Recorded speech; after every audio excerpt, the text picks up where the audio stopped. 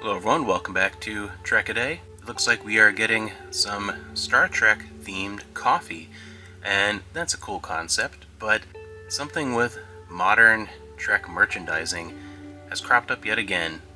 A complete failure to understand the customer base. It's really hard to describe to people who weren't around or weren't really aware of the incredible merchandising, the oversaturation of Star Trek stuff in the 90s, and the comparison to how much they are failing to capitalize on Star Trek merchandising now. Because here we have, Star Trek coffee, and you're getting things like Spock and Kirk, very just sort of generic stuff. When you think of Star Trek and you think of coffee, how is Janeway should be obviously the number one thing that comes to mind to sell coffee to Star Trek fans, and then second would be Deep Space Nine.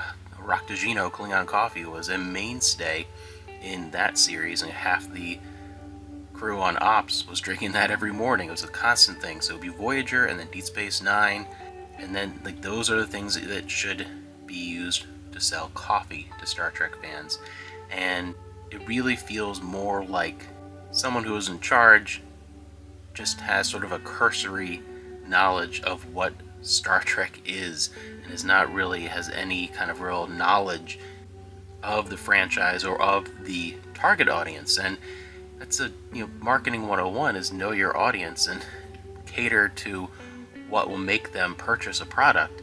It's just bizarre. And again, just the comparison from now to how little there is, even when a show is successful and finds an audience, there's just not a lot of product out there. And like growing up in the 90s, it was crazy. You could have a year where you might have 52 new episodes on TV with 2 series going at once, maybe a movie, depending on the year, in theaters. Between Star Trek novels and kids' books, a lot of times there were several books in a single month. You might have 10, 12 books in a year released, not including companion books, technical books, video games every year, which is constant stuff. Deep Space Nine watches, balloons, birthday parties, stuff. It's everywhere, inundated with Star Trek stuff every year.